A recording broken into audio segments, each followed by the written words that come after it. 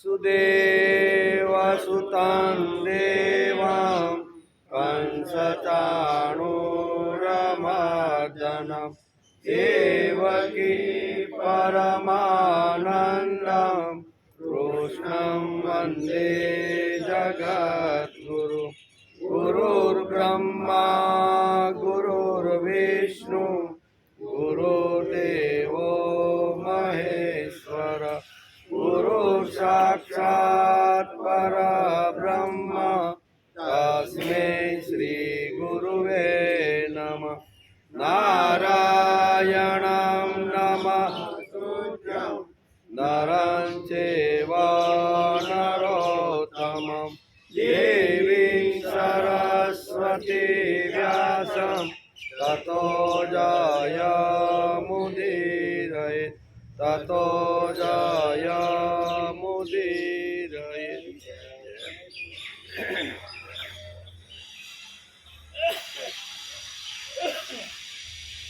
सदैव पादपङ्कजं मदीयमानसे निजं ददानमोतमालकं नमामि नन्दबालकं समस्तदोषशोषणं समस्तलोकपोषणं समस्तगोपमानसं नमामि नन्दबालकं। સદૈવ પાદ પંકજમ મદીય માનસે નિજમ, એટલે જેણે પોતાના ચરણ કમળને મારા મન રૂપી સરોવરમાં સ્થાપિત કર્યા છે. દધાન મૂત માલકમ નમામી નંદ બાલકમ, એવા ખૂબ જ સુંદર અલક લટો વાળા નંદકુમારને હું નમસ્કાર કરું છું. સમસ્ત દોષ શોષણ, બધા જ પ્રકારના દોષોનું શોષણ કરવાવાળા. સમસ્ત લોક પોષણ, બધા જ લોકોનું પાલન કરવાવાળા. એમ કે સમસ્ત ગોપ માનસમ, દરેક ગોપોના મનની અંદર નિવાસ કરવાવાળા. નમામી નંદ બાલકમ, એવા નંદ બાળક કૃષ્ણને હું નમસ્કાર કરું છું. આમ આદ્ય ગુરુ પોતાના સ્તોત્રમાં આ શ્લોક આ રીતે લખે. આજે શ્રીમદ ભાગવત મહાપુરાણ શરૂ થયું, એનો 173મો દિવસ છે, બરાબર ને. ગઈકાલે આપણે 10મા સ્કંદના 4થા અધ્યાયને નમસ્કાર કર્યા. એમાં કઈ કઈ વાતો હતી તો જરીક આપણે નજર ફેરવી લઈએ. કંસના હાથમાંથી છૂટીને યોગમાયા દ્વારા આકાશમાં જઈને ભવિષ્યવાણી કરવી. બરાબર. હે મૂર્ખા, મને મારનારથી તને શું મળશે? આમ આકાશવાણીએ હાથમાંથી સટકેલી જે કન્યા હતી એ કન્યાએ આકાશમાં જઈ અને ભવિષ્યવાણી ભાગતા કહે છે કે હે મૂર્ખ કંસ, મને મારવાથી તારું કાંઈ વળવાનું નથી. તને મારનાર તો કોઈ અજ્ઞાત જગ્યામાં નાનાનો મોટો થઈ રહ્યો છે. એમ નાનાનો મોટો થઈ રહ્યો છે. તારા પૂર્વજન્મનો શત્રુ તને મારવા માટે કોઈ સ્થાનમાં જન્મ લઈ ચૂક્યો છે. આમ આકાશવાણીએ કીધું. હું તો બ્રહ્મ એટલે કે હું તો બ્રહ્મ હત્યારા જેવો બ્રહ્મ હત્યારા જેવો જીવતો હોવા છતાં મરેલો છો. આમ 11 શ્લોકમાં પશ્ચાતાપનો અહીંયા કંસ પશ્ચાતાપ કરે છે, પણ આપણે જોયું. જેલમાંથી છૂટી ગયા, બંનેને છોડ્યા અને બંનેને દેવકી અને શું કહેવાય દેવકી અને વસુદેવની પાસે 2 હાથ જોડીને અહીંયા 11 શ્લોકની અંદર અહીંયા બહુ સરસ રીતે પશ્ચાતાપનો વિચાર રજૂ કરે છે કે અત્યાર સુધી મેં જે કાંઈ કર્યું એ મારી ભૂલ હતી, અને ભૂલમાં અને આવી રીતના અહંકાર અને અભિમાનની અંદર મેં આવી ઘણા બાળકોની હત્યા કરી. આમ પશ્ચાતાપ કરે છે. વસુદેવ એને સુંદર મજાનો લાગ જોઈ અને કે લોઢું બરોબર તપી ગયું છે, એટલે એના ઉપર સરસ શિખામણ આપવાની પ્રયત્ન કરે. ઘણા બધા શ્લોકોમાં વસુદેવે કંસને શિખામણ આપી છે અને અહીંયા દેવકીએ એને ક્ષમા આપી દીધી છે. એ ગઈકાલે આપણે જોતા હતા. ત્યાર પછી કંસ પોતાના રાજમહેલમાં આવ્યો. રાત્રિ પડી ગઈ હતી. આખી રાત્રિ વિચાર કરે છે કે હવે શું કરવાનું. હવે મારે આ ખરાબ કર્મ છોડી અને સારા કર્મ કરવા જોઈએ. પણ પાછી અહીંયા કન્યાએ જે આકાશવાણી કરી હતી પાછી મગજમાં ઘૂમવા લાગી કે તારો શત્રુ, બરાબર ને, એ તો નાનાનો મોટો થઈ રહ્યો છે. એટલે શું કરવાનું? ભક્તિ તરફ વળવાનું કે નાનાનો મોટો શત્રુ થાય છે એને મારવાનો? આવા અનેક પ્રકારના વિચારો એના મનમાં આવ્યા. દેવકી અને વસુદેવ વ્રજની અંદર આવી ગયા છે. આ ગઈકાલે આપણે જોયું. રાત્રિ આખી વિચાર કર્યો કે હવે શું કરવું, આધાર હવે કોકનો લેવો પડશે. તેથી રાત્રે સવારે ઉઠીને પ્રથમ કામ એણે મંત્રીમંડળની સભા બોલાવી. અને મંત્રીમંડળની સભાની અંદર ગઈકાલે ઘટના જે ઘટી હતી એ બધી કંસે મંત્રીમંડળને સંભળાવી. અને પોતાના મંત્રીમંડળમાં કોણ કોણ હતા તો એનું સુંદર મજાનું વર્ણન કર્યું છે. મોટા મોટા બેરિસ્ટરો હતા, મોટા મોટા ડૉક્ટરો હતા, મોટા મોટા વિદેશ જઈ આવેલા જબરદસ્ત જે જ્ઞાનના જે ઉપાસકો એવા વકીલો પણ હતા. આ બધા મંત્રીમંડળની અંદર પોતાનો પ્રસ્તાવ મૂકે છે કે મારે હવે શું કરવું જોઈએ. એક બાજુ મને મારનાર નાનાનો મોટો થઈ રહ્યો છે એવું આકાશવાણીએ મને કીધું છે, અને બીજી બાજુ વસુદેવે મને શિખામણ આપી છે કે તે તારા અહંકારથી આ બધું કર્યું છે. તારો અહંકાર અને અભિમાન છોડી અને તારે સત્યનો સ્વીકાર કરવો જોઈએ. આ બે વાતો એની સામે આવે છે, ગડમથલ થાય છે, મંત્રીઓને પૂછે છે. શ્લોકની અંદર આપણે ગઈકાલે જોતા હતા કે 13 શ્લોકની અંદર તારે આવી આકાશવાણી ઉપર કે દેવતાઓ ઉપર આવી રીતની વાત ઉપર તારે વિશ્વાસ રાખવો જોઈએ ને. આપણી પાસે શક્તિ છે, આપણી પાસે સત્તા છે, આપણી પાસે બળ છે. દેવતાઓ તો ખાલી આવી રીતના સાત્વિક લોકો છે, એ કાંઈ આવી રીતનું આપણે તો એને ગમે તેમ કરીને મારવા જોઈએ. આમ કરીને બહુ સરસ વેદવ્યાસે છેલ્લા 3 શ્લોકની અંદર આપણે ગઈકાલે જોતા હતા કે જો આ દેવતાઓની શક્તિને જો ખલાસ કરવાની હોય તો આપણે પણ એનો જે શું કહેવાય શ્રદ્ધા કેન્દ્રો છે, વિષ્ણુનું જે સ્થાન છે ને, એ સ્થાનને આપણે પહેલાં ખતમ કરી નાખવું જોઈએ. મંત્રીમંડળે કંસને સલાહ આપે તો એના સ્થાનો કયા કયા છે? વિષ્ણુ ભગવાનને રહેવાના જે સ્થાનો છે એ બધા આપણે અસુરોએ એના ખલાસ કરી નાખીએ એટલે આની બધી શક્તિ ખલાસ થઈ જાય. બીજી વાત એમ કીધી કે 10 વર્ષની અંદર જે બાળકો ગોકુળમાં જન્મા હોય, મથુરામાં જન્મા હોય, વ્રજ અથવા વૃંદાવનમાં જે ક્યાંય જન્મા હોય ને, એ 10 વર્ષની અંદરના બાળકો છે એને બધાને પકડીને યમપુરી પહોંચાડી દેશે. એટલે તમને મારનારનો જો જન્મ થઈ ગયો હોય તો આ 10 દિવસની અંદર જ હોય. આવી મંત્રીમંડળે સલાહ આપી છે. અને દેવોના જે સ્થાનો છે એ સ્થાનોને તોડવાનો અહીંયા પ્રયત્ન આપણે કરીએ એટલે એની શક્તિ ક્ષીણ થઈ જાય. કંસના મંત્રીમંડળે નક્કી કર્યું કે વેદોનો અને યજ્ઞનો ધ્વંસ કરો તો બધું જ ખતમ થઈ જશે. હું કીધું પ્રથમ કામ આપણે આ કરવાનું કે વેદો જે છે એ વેદો અને આવી રીતના યજ્ઞ ચાલતા રહેલા છે એનો આપણે ધ્વંસ કરવો જોઈએ. ગાય ચાલી ગઈ એનો અર્થ કૃતજ્ઞતા અને વાત્સલ્ય ચાલ્યા ગયા.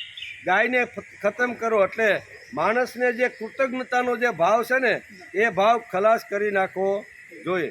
જેણે મને જન્મ આપ્યો, જેણે મને પોષણ કર્યા, બરાબર, એના પ્રત્યે આવી રીતનો દ્વેષ ઊભો કરવો જોઈએ. એટલે મા બાપ અને દીકરા વચ્ચેનો દ્વેષ જો આપણે ઊભો કરીએ ને તો સમાજની અંદર ઘણું મોટું કામ આપણું. આમ કરીને અનેક પ્રકારના મંત્રીમંડળોએ કંસને અહીંયા સલાહ આપે છે. કંસના મંત્રીમંડળે કહ્યું કે વિષ્ણુના જે સ્થાનો છે તે તોડો. તેમણે પ્રથમ કૃતજ્ઞતા અને વાત્સલ્ય ઉડાવ્યા છે. બ્રાહ્મણ પણ વિષ્ણુનું સ્થાન છે, આશ્રય સ્થાન છે. ભગવાનના આશ્રય સ્થાન ક્યાં ક્યાં છે તેમણે તેનું સ્પષ્ટ ચિત્રણ કર્યું છે, તે ઉડાવી દેવું જોઈએ. ભલે રાક્ષસ વૃત્તિના બધાય આ મંત્રીમંડળ હતા પણ એણે કેટલો મોટો ઊંડો અભ્યાસ કર્યો હશે કે વેદોની અંદર વિષ્ણુ ભગવાનને રહેવાના સ્થાનો ક્યાં ક્યાં છે એ અભ્યાસ કર્યા વગર આ રાક્ષસોને ખબર થોડી પડે. આ લોકોએ એનો સુંદર અભ્યાસ કર્યો કે વિષ્ણુ ભગવાનના સ્થાન ક્યાં છે અને એ સ્થાન જો આપણે એના શ્રદ્ધા કેન્દ્રો જો તોડી નાખીને તો પછી આ દેવતાઓ આપણું કાંઈ બગાડી શકવાના નથી. એમ કે બ્રાહ્મણ પણ વિષ્ણુનું સ્થાન છે, આશ્રય સ્થાન છે. એટલે કે ભગવાનના આશ્રય સ્થાન ક્યાં ક્યાં છે તે તેમણે ઊંડો અભ્યાસ કરી અને મંત્રીમંડળે અહીંયા કંસને સલાહ આપી. યજ્ઞમાં વિષ્ણુનો વાસ છે, તેથી યજ્ઞો ખતમ કરો. તેઓ બુદ્ધિ ચલાવીને યજ્ઞનો આત્મા કાઢી નાખે છે, આમ મંત્રીમંડળે સમજાવ્યું. મંત્રીમંડળ કંસને કહે છે કે આવું કામ કરવા માટે માયાવી રૂપ લેવું પડે તો માયાવી રૂપ પણ આપણે લેશું. ગમે તેવા રૂપ ધારણ કરી અને આ દેવતાઓના જે સ્થાનો છે એને આપણે ઉડાવવાનો પ્રયત્ન કરવાનો. વેદોને ખતમ કરો એટલે મંત્રીમંડળે શું કર્યું તો કે વૈદિક તત્વજ્ઞાન અને ભક્તિ જીવન વ્યવહારમાંથી આઘા કરીને માણસને જીવવા દો એવું મંત્રીમંડળે નક્કી કરી. વૈદિક સિદ્ધાંત પ્રમાણે જીવન જીવવાનો જે લોકો પ્રયત્ન કરે છે એનામાં વેદનો વિચાર ઉડાવી દેવાનો આવો મંત્રીમંડળે આવી તો નક્કી કર્યું. મંત્રીમંડળે વિષ્ણુના 10 સ્થાનો બતાવ્યા છે. એમાં ક્યાં છે એ ભાગવતની અંદર આપણે ગઈકાલે જોતા હતા કે વિષ્ણુ ભગવાનને રહેવાના સ્થાનો કયા. તો પહેલો છે અહીંયા વેદની અંદર ભગવાનનો વાસ છે. વેદ છે, યજ્ઞ છે, બ્રાહ્મણ છે, તપ છે, ગાય, ઇન્દ્રિય દમન, શાંતિ, શ્રદ્ધા, દયા અને સહનશીલતા. આ 10 સ્થાનો અહીંયા દેવતાઓને રહેવાના સ્થાન છે. આ 10 સ્થાનો જો આપણે ઉડાવી દઈએ તો પછી દેવતાઓ આપણું કશું બગાડી શકવાના. મંત્રીમંડળના આ 13 શ્લોક જે છે ને એ ગઈકાલે લેસન આપ્યું હતું વાંચવા કે ઘેરે વાંચીને આવજો. બહુ સરસ રીતે અહીંયા વેદ વ્યાસે લખ્યા છે અને અહીંયા મંત્રીમંડળે પોતાના મંત્રીમંડળની સભાની અંદર આ વાતો ઉચ્ચારી છે. ભાગવતકાર વેદવ્યાસે 10મા સ્કંદમાં લખ્યું છે કે રાક્ષસો અસુરો કેટલા અભ્યાસુ વૃત્તિના હતા, અભ્યાસ કરતા હતા એ લોકો. નકર એને ખબર કેમ પડે કે દેવતાઓના સ્થાન ક્યાં છે, પણ અભ્યાસ વગર ખબર પડે નહીં. તેથી અભ્યાસુ વૃત્તિના હતા. આપણે અભ્યાસ જ કરતા નથી. એમ આપણા શાસ્ત્રનો આપણે પણ અભ્યાસ કરતા નથી. એમ સંશોધન માણસે કરવું જોઈએ. આ 10 સ્થાનો કેવી રીતે ઉડાડવા તેની સ્પષ્ટ સલાહ મંત્રીમંડળે કંસને આપી છે. આ 10 વાતો ઉપર આપણે ધ્યાન આપશું તો પછી આપણે ડરવાનું કોઈ કારણ નથી. એમ મંત્રીમંડળે કંસને કીધું તમે ડરો છો શા માટે? તો કે આકાશવાણીએ મને કીધું કે તને મારનાર તો નાનાનો મોટો આવી અજ્ઞાત જગ્યાએ થઈ રહ્યો છે, એટલે હું બહુ ડરું છું. અને ડરવાનું મુખ્ય કારણ અહીંયા મંત્રીમંડળમાં કંસ બતાવે છે. મંત્રીમંડળ આવી રીતની એને સલાહ આપે છે. 10મા અધ્યાયના છેલ્લા શ્લોકમાં ભાગવતકારે લખ્યું છે આયુ શ્રિયમ યશો ધર્મ લોકાનામ શીર્ષ એવ ચ હંતિ શ્રેયાસી સર્વાણી પુંસો મદ્રુતિતક્રમ.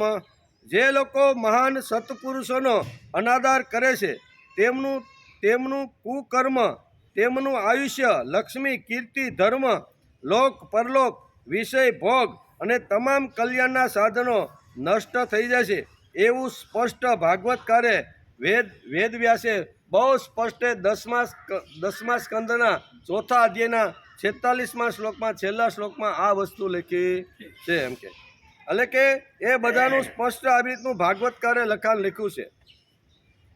મહત્તત્વનું અતિક્રમણ કર્યા બાદ આયુ શ્રિયમ એટલે કે ઇત્યાદિ બધું ખતમ થઈ જાય છે.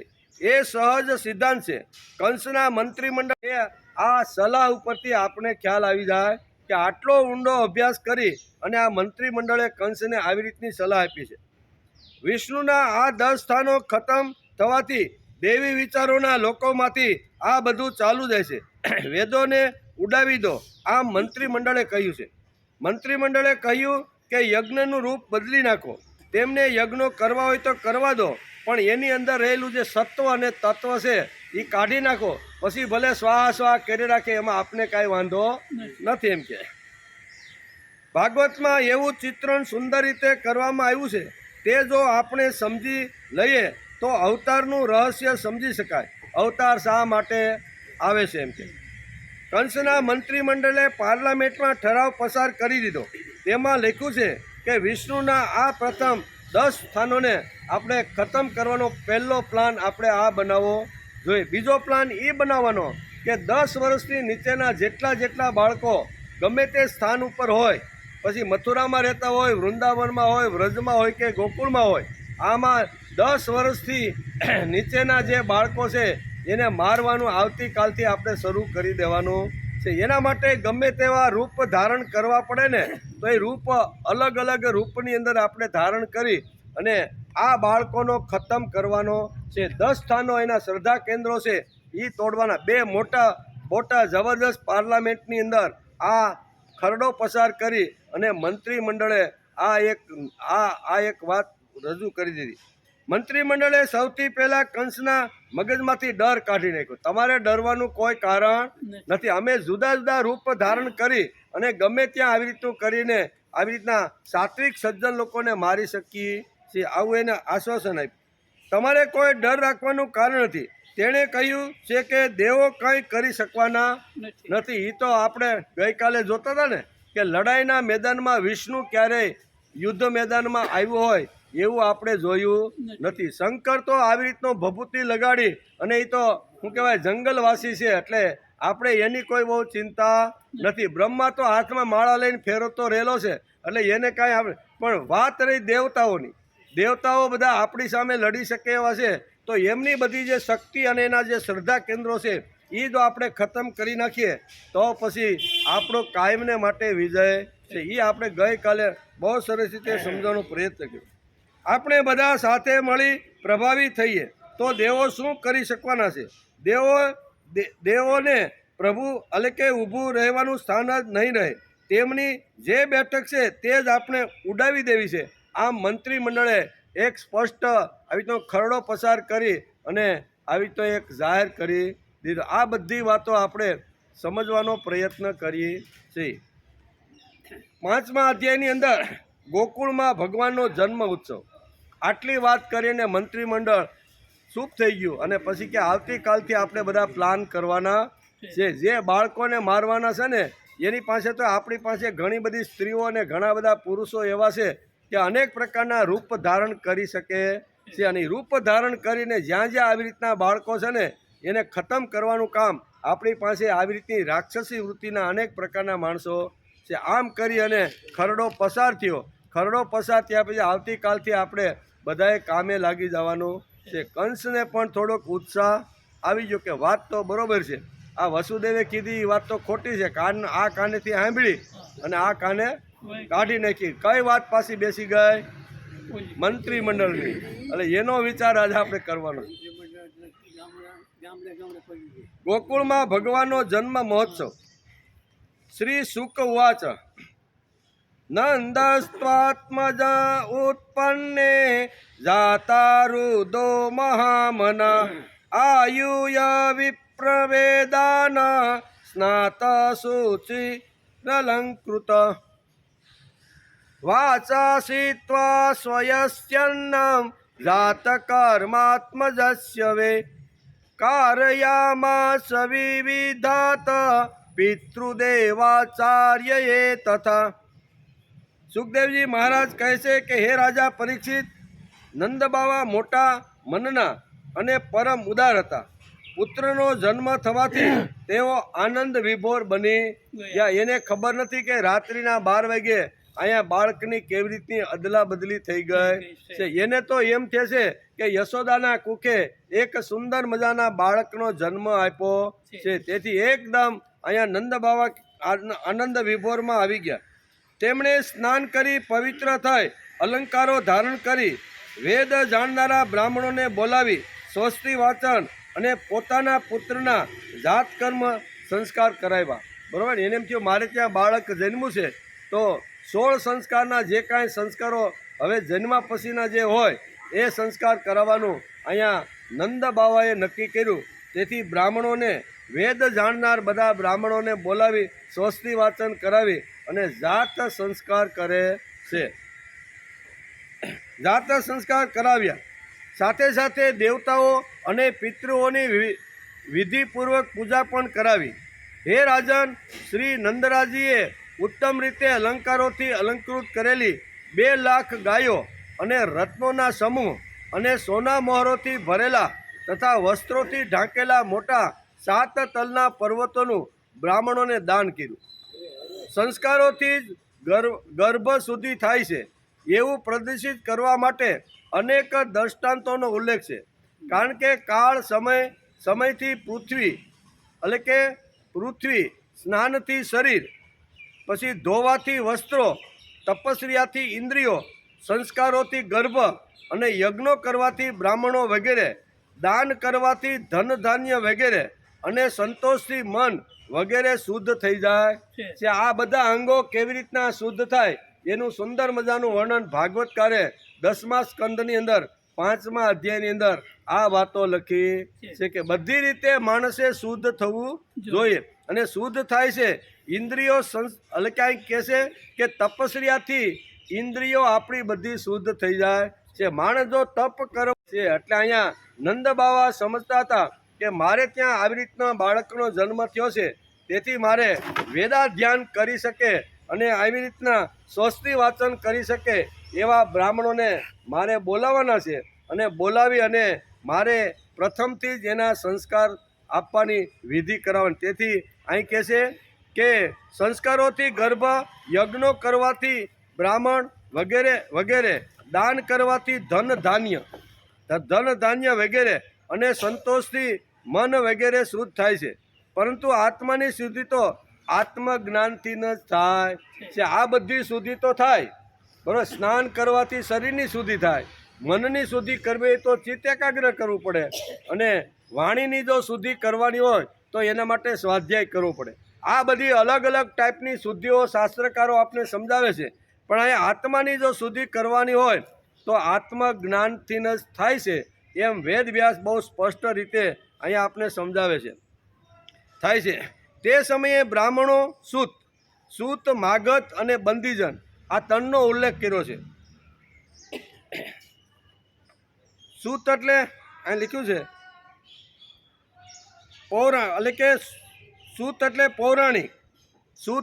પૌરાણિક, માગધ એટલે વંશાવલી ગાવાવાળા, અને પછી બંદીજન એટલે સમયાનુસાર ઉક્તિઓની સ્તુતિ કરનાર ભાટ. એવું આ ત્રણ શબ્દની અંદર વર્ણન ભાગવતકારે કર્યું છે. એટલે કે સૂત, મગધ અને બંદીજન મંગલમય આશીર્વાદ આપવા લાગ્યા, ગવૈયાઓ ગાવા લાગ્યા, ભેરી અને દુદુંબીઓ ચારે બાજુ વાગવા લાગી. વ્રજમંડળના બધા ઘરોની અંદર ખબર પડી કે અહીંયા કે શું કહેવાય, નંદ બાવાને ત્યાં, યશોદાને ત્યાં બાળકે જન્મ લીધો છે. તેથી બધા લોકો પોતાના આંગણા સાફ કરી, ઘરોને સજાવી, તોરણ બાંધવાના, રંગોળી પૂરવાની, એ બધા પોતપોતાના ગોકુળની અંદર આ બધું કરવા લાગ્યા. બધા ઘરોમાં બહારના આંગણા અને ઓરડાઓ વાળી સોળીને સાફ કર્યા. બધી જગ્યાએ રંગોળી પૂરાઈ ગઈ. પછી આવી રીતના દરેક જગ્યાએ તોરણો બંધાઈ ગયા. બધે સુગંધિત જળ છાંટવામાં આવ્યું અને રંગબેરંગી ધજા, પતાકા, પુષ્પની માળા તથા વસ્ત્ર અને પાંદડાના તોરણો બાંધવામાં આવ્યા. ગાયો, બળદો, નાના નાના વાસડાઓને પણ હળદર અને તેલ લગાવી જાત જાતના રંગ, મોરપીસ, ફૂલની માળા, વસ્ત્રો અને સોનાની માળાઓથી શણગાર્યા. હે રાજા પરીક્ષિત, બધા ગોવાળિયા બહુમૂલ્ય વસ્ત્રો, દાગીના, અંગરખા અને પાઘડીઓથી સુશોભિત થઈ પોતાના હાથમાં ભેટની અનેક સામગ્રીઓ લઈ અને નંદ બાવાના ઘેરે આવી અને હાથી ઘોડા પાલકી બોલવા લાગ્યા. બધા જે ગોપવાળો બધાને ખબર પડી કે નંદ બાવાને યશોદાને ત્યાં આજે રાત્રે એક બાળકનો જન્મ થયો. સવારે ખબર પડતા આખું ગોકુળ ધામધૂમથી નાચવા લાગ્યું. આંગણા સાફ શું કહેવાય, વળાય સોળેને સાફ થઈ ગયા, રંગોળી પૂરાઈ ગઈ, બધાના ઘરે આવી રીતના તોરણ લટકી ગયા, સરસ મજાના વસ્ત્ર ધારણ કરી લીધા.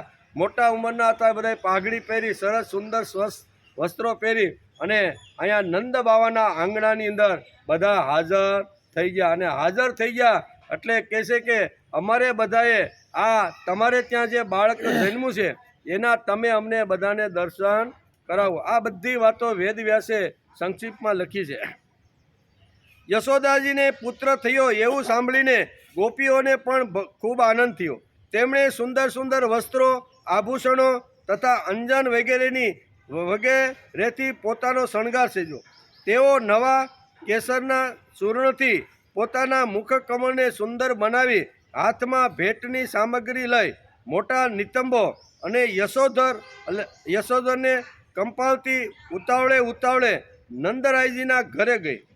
ગોપીઓએ કાનમાં સ્વચ્છ મણિ જડિત કુંડળો, ગળામાં સોનાની માળા, રંગબેરંગી વસ્ત્રો અને હાથમાં કંકણ પહેર્યા હતા. રસ્તામાં જતા જતા તેમની વેણીના પુષ્પો વેરાતા હતા. ઉતાવળે કે આજે નંદ બાવાને ત્યાં બાળકનો જન્મ થયો છે એટલે અંદર નાખેલી વેણી પણ એને ધ્યાનમાં રહે, એમાંથી પણ ફૂલો નીકળતા વેરાતા જાય છે. ધારણ કરેલા રત્ન કંકણો અને અનેરા ચમકી રહ્યા છે. કાનના કુંડાળો, યશોધર અને ગળામાં પહેરેલા હાર હાલતા ચાલતા દેખાય છે. આ પ્રમાણે નંદ બાવાને ઘેર જતા તેઓ અત્યંત શોભી રહ્યા હતા. હાથી ઘોડા પાલકી જય કનૈયાલાલ. આવી રીતનો ઉત્સવ નંદ બાવાના આંગણાની અંદર અત્યારે થઈ રહ્યો છે. બધા જ ગોવાળો છે, ગોપીઓ છે, નગરજનો છે, સ્વચ્છ વસ્ત્ર ધારણ કરી સારા કપડાં અને ઘરેણાં પહેરી અને નંદ બાવાના આંગણામાં બધા અત્યારે આવી ગયા છે. નંદ બાવાને ઘેરે જઈને કે હે પરમેશ્વર, આ બાળક ચિરંજીવી થાય, તમે તેનું રક્ષણ કરજો એવા આશીર્વાદ આપતી હતી અને લોકો પર હળદર અને તેલની મિશ્રિત પાણી છાંટતી હતી અને ઊંચા સ્વરે મંગલ ગાનો ગાવા લાગ્યા. મંગલ ગાનની અંદર આ બધી મધુર વાણીથી વાજિંત્રો વાગવા લાગ્યા. ભગવાન શ્રી કૃષ્ણ સમસ્ત જગતના એકમાત્ર સ્વામી છે. તેમનું ઐશ્વર્ય, તેમનું માધુર્ય, વાત્સલ્ય બધું જ અનંત છે. તે જ્યારે નંદરાયજીના વ્રજમાં પ્રગટ થયા ત્યારે તેમનો જન્મોત્સવ મનાવવામાં આવ્યો છે. તેમાં મોટા અદ્ભુત અને મંગલમય વાજિંત્રો વગાડવામાં આવ્યા છે. આનંદથી હર્ષગેલા થઈને ગોવાળિયાઓ એકબીજા ઉપર દહીં, દૂધ, ઘી, જળ છાંટવા લાગ્યા. મુખ પર માખણ ચોંટાડવા લાગ્યા અને એકબીજા ઉપર માખણ ફેંકીને આનંદ ઉત્સવ મનાવવા લાગ્યા. નંદ બાવા સ્વભાવથી જ પરમ ઉદાર અને મનસ્વી હતા. તેમણે ગોવાળોને ઘણા વસ્ત્રો, આભૂષણો, ગાયો આપી. એટલે કે સૂત, માગધ અને બંદીજનોને નૃત્યવાદ આદિ વેદ વિદ્યાઓથી પોતાના જીવંત નિર્વાહ ચલાવવાવાળાને તથા બીજાઓને પણ વસ્ત્રો, અલંકારો, ગાયો, ધન અને ઈચ્છિત વસ્તુઓ આપી તેમનો યથોચિત સત્કાર કર્યો. આ બધું કરવા હતો કે આ કાર્યથી ભગવાન વિષ્ણુ પ્રસન્ન થાય અને મારા આ નવજાત બાળકનું મંગલ થાય. મહાભાગ્યશાળી રોહિણીજી પણ નંદરાયજી અને ગોવાળિયાને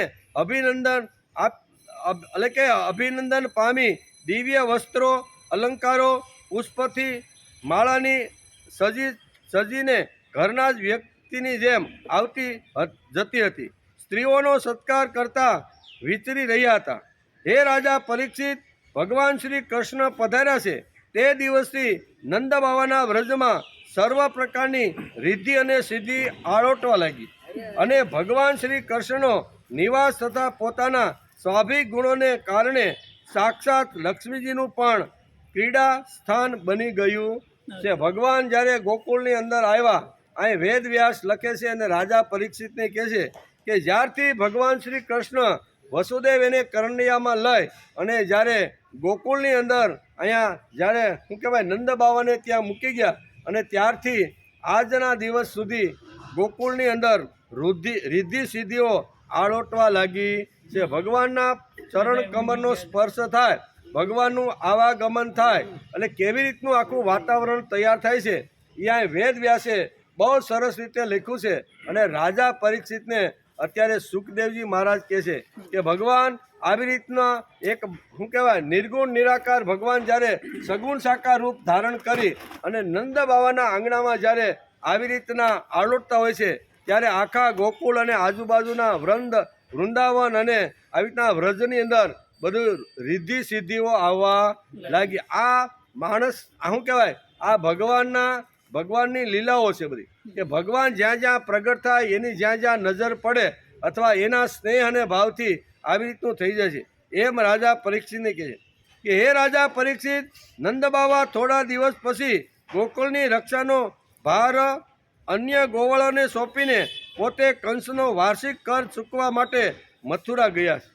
બરાબર, ઘણા દિવસો સુધી આવી રીતના નાના મોટા કૃષ્ણ થાય છે, લાડ લડાવે છે બધાય. આમ કરતાં સમય થયો કે કંસનો મારે જે કર આપવો જોઈએ એ કર તો હજી મારે આપવાનો બાકી છે. તેથી કર આપવાને માટે અહીંયા નંદ બાવા અત્યારે મથુરામાં ગયા છે.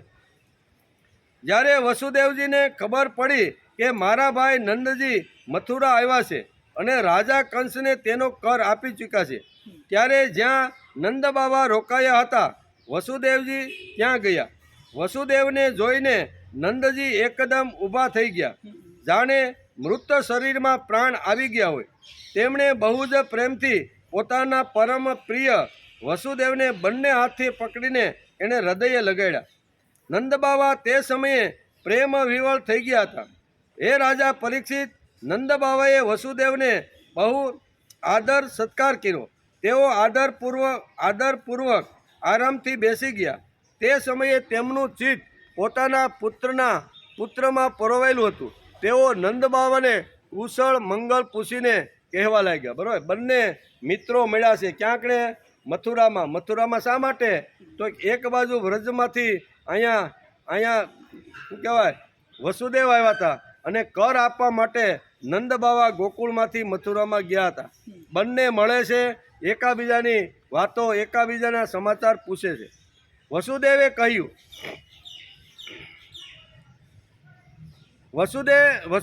કહ્યું કે હે ભાઈ, પાકટ વયમાં પ્રજા રહિત અને પ્રજાની આજ્ઞા છોડી બેઠેલા આપને ત્યાં હમણાં જ સંતાન પ્રાપ્તિ થઈ છે.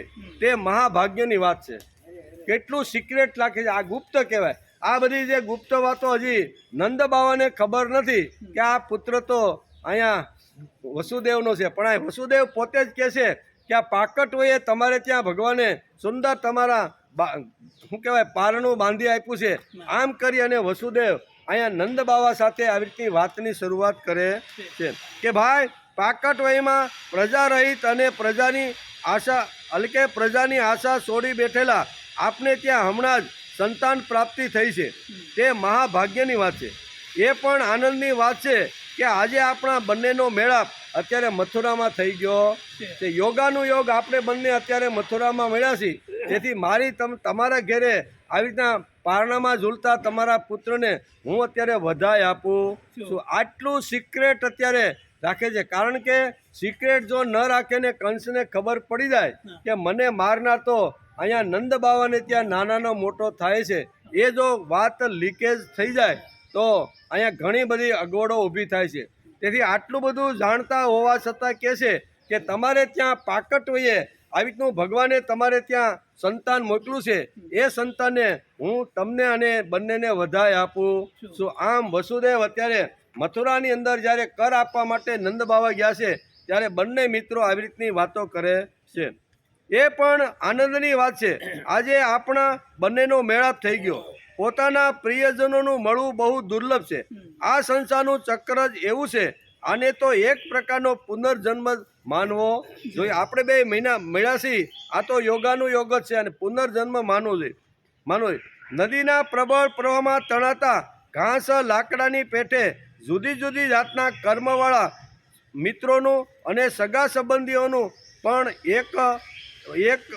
સગા સંબંધીનું પણ એક સાથે રહેવું સંભવ નથી. જન્મે છે એક ઘરની અંદર બધા નાના મોટા થાય છે, પણ એક જ સાથે જવું ને એક સાથે આવવું એ પણ આવી રીતનું યોગ્ય નથી નથી. જોકે તે બધાને પ્રિય લાગે છે. આજકાલ તમે જે મહાવનમાં પોતાના ભાઈબંધુ અને સગા સંબંધીઓ સાથે રહો છે તે પશુઓ માટે અનુકૂળ છે. આરોગ્યપ્રદ અને વિપુલ માત્રામાં જળ, ઘાસ અને વેલા પાંદડાઓ તો તમને મળી રહેશે ને? આવો પ્રશ્ન પૂછે છે. કારણ કે ગાયોનું પાલન કરવાવાળા ગોકુળ, વૃંદાવન અને આવી રીતના વ્રજ છે એ પોતાની ગાયો અને ખેતીવાડી ઉપર આધારિત બધી આ પ્રજા હતી. તેથી પ્રથમ પૂછે છે કે આપણા ગાયો અને આવી રીતના જે પશુઓ છે એ આ પૂરતું ઘાસ તો મળી રહે છે ને? આવો વસુદેવ અત્યારે નંદ બાવાને પ્રશ્ન પૂછે છે. મારો પુત્ર પોતાની માં રોહિણી સાથે તમારા વ્રજમાં રહે છે. કોનો વાત કરે? અહીંયા કૃષ્ણની વાત કરતા નથી કે મારો પુત્ર જે છે એ રોહિણીના ગર્ભમાંથી જે ઉત્પન્ન થયો છે ને એ પણ તમારા સાનિધ્યમાં રહે છે. રોહિણી સાથે તમારા વ્રજમાં રહે છે તેનું પાલન તમે બરોબર કરો છો ને? શું કહે છે? મારો એક પુત્ર કરો છો ને? તેથી તો તેથી તે તો તમને જ પોતાના માતા પિતા માનતો છે. મોટો થાય છે તમારે ત્યાં, પણ એ તમને જ માતા પિતા માનતો. તે કુશળ છે ને? મનુષ્ય માટે તે જ ધર્મ, અર્થ અને કામ શાસ્ત્ર વહિત છે, જેનાથી તેના સ્વજનોને સુખ મળે, જેનાથી માત્ર પોતાને સુખ મળે છે, પરંતુ આપણા સ્વજનોને દુઃખ મળે છે. દુઃખ મળે છે તે ધર્મ, અર્થ અને કામ હિતકારી નથી. આમ અત્યારે વસુદેવ બધા જ પ્રકારના કુશળ સમાચાર પૂછે છે. પ્રથમ તો બંને આપણે યોગાનુયોગ અત્યારે મથુરામાં મળ્યા છીએ, બરોબર ને? મિત્રો ભેટી પડે છે, એકાબીજા સ્નેહથી એકાબીજાના સુખ દુઃખની વાતો કરે છે. અહીંયા પ્રથમ જ વસુદેવ અહીંયા વધાઈ આપવાની શરૂઆત કરી દે છે. અને પછી અહીંયા નંદ બાવાએ કહ્યું કે હે ભાઈ વસુદેવ, કંસે દેવકીના ગર્ભથી ઉત્પન્ન થયેલા તમારા પણ પુત્રો મારી નાખ્યા. અંતમાં એક સૌથી નાની કન્યા બચી ગઈ, તે પણ સ્વર્ગે સિધાવી ગઈ. એમાં શંકા નથી કે પ્રાણીઓના સુખ દુઃખ ભાગ્ય પર આધારિત છે. ભાગ્ય જ પ્રાણીનો એકમાત્ર આશ્રય છે. જે જાણી લેશે કે જીવનના સુખ દુઃખનું કારણ ભાગ્ય છે, તેના સુખ દુઃખ પ્રાપ્ત થવાથી મોહિત થતો નથી. તેથી કંસે તમારા 6 દીકરાને આવી રીતના મારી નાખ્યા, એનું હું દુઃખ વ્યક્ત કરું છું. અત્યારે નંદ બાવા કહે છે કે તમે જેમ મારે ત્યાં પુત્ર જન્મનું સુખનું આવી રીતની તમે વાત કરી, તો હું પણ આવી રીતના તમારે ત્યાં આવી રીતના 6 બાળકો જન્મ્યા અને કંસે એને યમપુરી પહોંચાડી દીધા. તેથી તમને ઘણું જ પણ દુઃખ થયું છે. હું પણ આ દુઃખ અત્યારે તમારી સામે વ્યક્ત કરું છું. વસુદેવજીએ કહ્યું કે ભાઈ, તમે કંસને તેનો વાર્ષિક કર ચૂકવી દીધો છે. આપણે બંનેએ મળી પણ લીધું છે. હવે તમારે અહીં વધારે દિવસ રોકાવું જોઈએ નહીં, કેમ કે આજકાલ ગોકુળમાં મોટા ઉત્પાતો થઈ રહ્યા. એમ કીધું નથી કે અહીંયા મારો જ દીકરો તમારે ત્યાં મોટો થાય છે. અને કંસના મંત્રીમંડળે પણ નક્કી કરી નાખ્યું છે કે 10 વર્ષની અંદરના બધા જ બાળકોને ખતમ કરી નાખવાના છે. એટલે અહીંયા બહુ તાત્વિક રીતે સમજાવવાનો પ્રયત્ન કરે છે. ખુલ્લી ભાષાની અંદર અત્યારે વસુદેવ નંદ બાવાને કહેતા નથી, પણ કહેશે કે અત્યારે ગોકુળમાં ખૂબ જ મોટો ભય થવાની સંભાવના છે. તેથી તમે તમારા બાળકને સંભાળવાનો ખૂબ જ પ્રયત્ન કરજો. આમ આવી રીતની વાણીની અંદર આ બધી વાતો સમજાવે છે. કૃષ્ણનું બાલ્ય ઘરમાં ઘૂમી રહ્યું છે. પ્રભુનું બાલ્ય અદ્ભુત છે. પ્રભુ રામચંદ્રનું બાલ્ય બાલકાંડમાં બંધાઈ ગયું છે. ભગવાન શ્રી રામ બાલક હતા તેવું આપણે ઘણીવાર મગજમાં પણ બેસતું નથી, પણ કૃષ્ણ બાલક હતા એ તો જ્યારે એના ચરિત્ર વાંચી ત્યારે એમ થાય કે કૃષ્ણ ભગવાન તો ઘણા વર્ષો સુધી એણે બાળપણમાં લીલાઓ કરી છે. કૃષ્ણનું બાલ્ય ઘરમાં ઝૂમી રહ્યું છે. કૃષ્ણ જન્મ વખતે કેટલીક ગુપ્તતા વસુદેવ અને નંદીએ રાખી છે, તેનું ચરિત્ર વેદવ્યાસે બહુ સરસ રીતે અહીંયા 10મા સ્કંદના 5મા અધ્યાયની અંદર બહુ સ્પષ્ટ રીતે સમજાવ્યું છે કે આપણા બંને વચ્ચેની જે વાત છે ને એ ગુપ્ત રહેવી જોઈએ. તેથી હું તમને કહું છું કે આજકાલ ગોકુળની અંદર ખૂબ જ મોટો ભય સેવાયેલો છે. તેથી તમે એ ભયમાંથી આપણું ગોકુળ બચી જાય એના માટે તમે પ્રયત્ન કરજો. આવી ભાષા અત્યારે બોલે છે. આવી ગુપ્તતાની ભાષા વસુદેવ અત્યારે નંદ બાવાને કહે છે. કેટલી ગુપ્તતા છે! ભાગવતકારે આ સુંદર રીતે દેખાડ્યું છે. નંદજી વાર્ષિક કર ભરવા માટે અહીંયા મથુરામાં આવ્યા છે. ત્યાં તેઓ બંને એકાંતમાં મળે છે. બંને દોસ્ત મિત્ર બંધુ છે. એકબીજા સાથે વાતો કરે છે. નંદજીને ત્યાં પુત્ર આવ્યો છે તેની વસુદેવ વધાઈ આપે છે. ત્યારે સામેથી નંદજી વસુદેવને છોકરાઓ મરી ગયા તેમનું દુઃખ પણ વ્યક્ત કરે છે.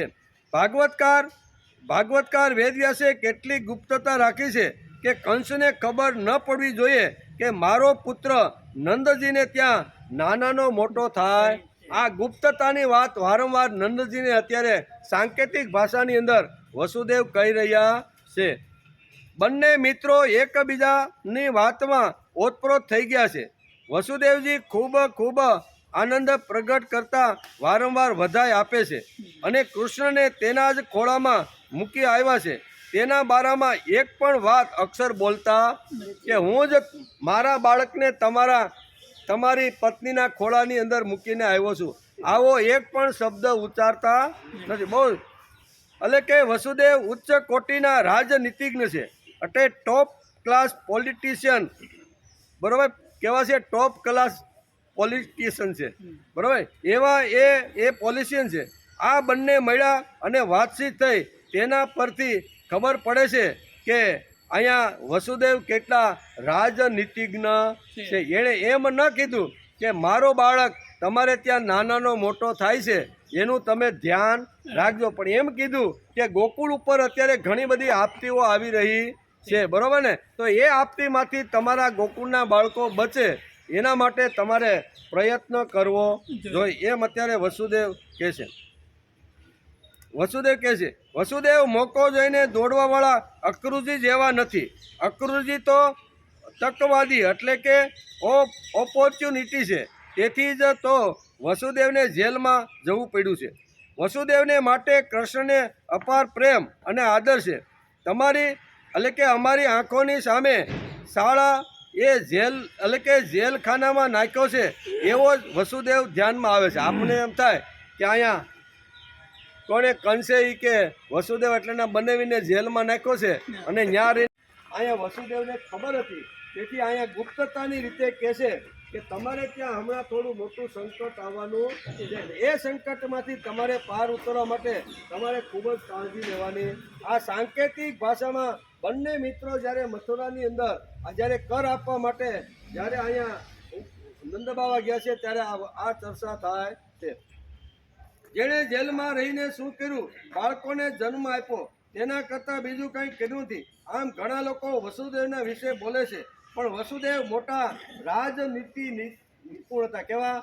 એકદમ ટોપ લેવલના હતા. તેથી જ આપણે આગળ જોયું ને આગલા અધ્યાયમાં કે જે વખતે જેલમાંથી મુક્ત કર્યા પછી અહીંયા દેવકીએ તો ભાઈને ક્ષમા આપી દીધી, પણ અહીંયા શું કહે છે એને સલાહ આપવાનું કામ અહીંયા વસુદેવ કહે છે કે મોકો બરોબર છે, મારા પગમાં પડી ગયો છે, બરોબર ને, પ્રાયશ્ચિત કરે છે, એટલે મારે એને પણ આવી રીતનું આપવું. તેથી રાજનીતિજ્ઞ નિપુણ કેવા હોય એનું સુંદર મજાનું વર્ણન કર્યું છે. વસુદેવે જે અદ્ભુત કામો કર્યા છે તે અમારી આંખની સામે આવતું જ નથી. આટલી મોટી ઘટના બની ગઈ છતાં વસુદેવ નંદજી પાસે ગુપ્તતા રાખે છે કે એમ કીધું નથી, એમ કીધું કે રોહિણીના પેટે મારો એક દીકરો તમારે ત્યાં ગોકુળમાં રહીને ઉછરે છે, એને તો બરોબર તમે સંભાળો છો ને, કૃષ્ણનું નામ પણ લેતા નથી. વાસ્તવમાં વસુદેવજીનું જીવન ઘણું મહાન છે. તેમણે કર ભરવા માટે નંદજીને 3 વખત કહ્યું છે કે કૃષ્ણને તમે સંભાળજો. હમણાં ગોકુળ ઉપર ખૂબ જ મોટું સંકટ વારંવાર સાંકેતિક ભાષામાં આને કહે છે. તમારે ત્યાં જન્મેલા બાળક પર ઘણું મોટું જોખમ છે, તેમને સંભાળજો. વસુદેવમાં અદ્ભુત ગુપ્તતા છે.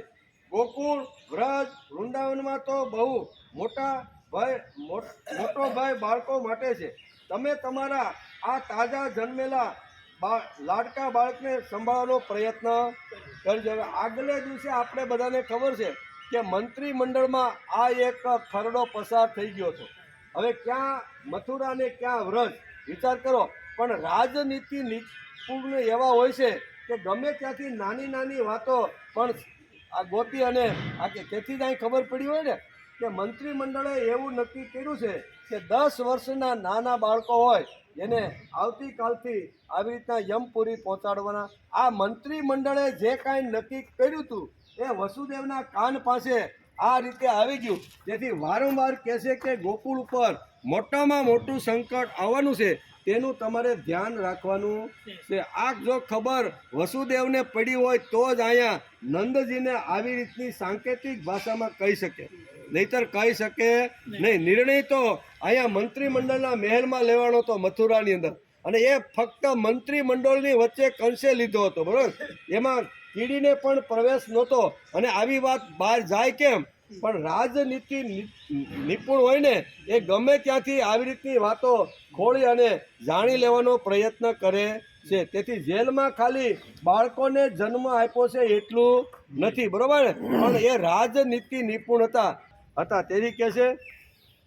તેથી કે તમારે ત્યાં જન્મેલા બાળક ઉપર ઘણું મોટું જોખમ છે, તેમને સંભાળજો. વસુદેવમાં અદ્ભુત ગુપ્તતા છે. ગોકુળ, વ્રજ, વૃંદાવનમાં તો બહુ મોટો ભય બાળકો માટે છે. તમે તમારા આ તાજા જન્મેલા લાડકા બાળકને સંભાળવાનો પ્રયત્ન કરજો. આમ વારંવાર 3-4 વખત એકનો એક શબ્દ વસુદેવ નંદ બાવાને જતા બંને મિત્રો છૂટા પડતા આ વાત એને સમજાવે છે. વારંવાર કહેવા છતાં વસુદેવ શા માટે આટલો વજન ભાર દઈને કહે છે તે હજી નંદ બાવા સમજી શક્યા કે વારંવાર ભાર દઈને કહે છે કે બાળકોનું તમે ધ્યાન રાખજો. મોટો ભય અત્યારે બાળકો ઉપર છવાઈ રહ્યો છે, પણ નંદ બાવાને ખ્યાલ આવતો નથી કે વસુદેવ મને વારંવાર આવી રીતના ઘૂંટીને શા માટે મને આ બાળકોને સંભાળવાની વાત કરે છે તે સમજતા જ નથી. નંદજીને એમ લાગે છે કે મારો છોકરો નાનો છે તેથી તેને વારંવાર સંભાળવાનું કહે છે. નંદજીને લાગે કે આ મારો છોકરો હમણાં મોટો પ્રાકટ ઉંમરે મને આ બાળક જન્મો છે, તો એને હિસાબે આ એકદમ વાત્સલ્ય ભાવ પ્રગટ કરવા માટે વસુદેવ કદાચ મને આ કહેતા હશે, પણ એની તાત્વિક જે વાતો હતી એ નંદ બાવા સમજી શક્યા નથી. એમ ભાગવતકાર બહુ સ્પષ્ટ રીતે આ લખે છે. ભાગવતકાર વેદવ્યાસ કહે છે કે આટલી રાજનીતિ નિપુણની વાતો જ્યારે નંદજીને વસુદેવ કહે છે, પણ એને એમ થાય છે કે વાત્સલ્ય ભાવથી, પ્રેમથી અને એના ઉપર આત્તરનો પ્રેમ હશે મારા બાળક ઉપર, તેથી વારંવાર મારા બાળકને સંભાળવાનું વારંવાર આ મારો મિત્ર કહી રહ્યો છે એમ કે. એટલે કે સમજતા નથી. નંદજીને એમ લાગે છે કે મારો છોકરો નાનો છે તેથી તેણે વારંવાર સંભાળવાનું કહે છે, પણ વસુદેવને કૃષ્ણ જન્મનું રહસ્ય ગુપ્ત રાખવાનું હતું, એને જાહેર કરવાનું હતું નહીં, ગુપ્ત રાખવાનું હતું. તેથી ગુપ્તતાથી જેટલી વાતો આ નંદ બાવાને કહી શકાય એટલી કહેવાનો અહીંયા વસુદેવે પ્રયત્ન કર્યો છે એમ કે. આપણે આગળના અધ્યાયમાં જોતા હતા કે જેલખાનામાંથી નીકળતી વખતે કંસને જેટલું સંભળાવવું જોઈએ તેટલું વસુદેવે સંભળાવી દીધું. આપણે જોઈએ કે હા બોગા કે ખાલી જેલમાં પૂર્યા છે એટલે બાળકોને જ ખાલી જન્મ આપે છે, બીજું કાંઈ ઉપલો માળ ખાલી છે એવું નથી. પણ અહીંયા જે વખતે અહીંયા શું કહેવાય દેવકી અને વસુદેવને જેલમાંથી કંસે જ્યારે મુક્ત કર્યા, બંનેની બેઠક થઈ, તો એની અંદર ઘણી બધી મોટી શિખામણ આપી છે એમ કે. એ ઘણી બધી શિખામણ આપી છે, તેમની રાજનીતિ નિપુણતા બતાવે છે. એમાં આપણને વસુદેવની બુદ્ધિનું ખબર પડે છે. વસુદેવે તે વખતે કંસને સ્પષ્ટ કહ્યું હતું કે જે થયું તે ગેરસમજણથી નહીં પણ તારા અહંકારથી થયું છે. આટલા સ્પષ્ટ વક્તા અહીંયા વસુદેવ છે, બરોબર. જેલમાંથી છૂટાશે ધારે તો કંસ ફરીથી આવા શબ્દ બોલનાને પાછા હાથકડી બંદીમાં નાખીને જેલમાં પૂરી શકે છે, પણ એક અસ્થિર મનનો જ્યારે જેલમાંથી છૂટા કર્યા ત્યારે એને જે વાત અને જે શિખામણ આપી આપણે આગલા અધ્યાયમાં જોયું.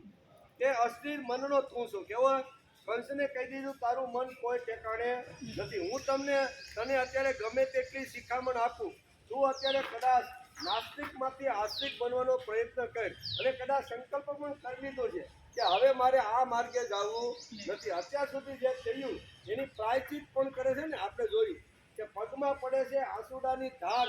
અહીંયા શું કહેવાય વસુદેવ અને દેવકીના પગની પાસે પડી અને આંસુડાના ધારથી રડી રહ્યો છે.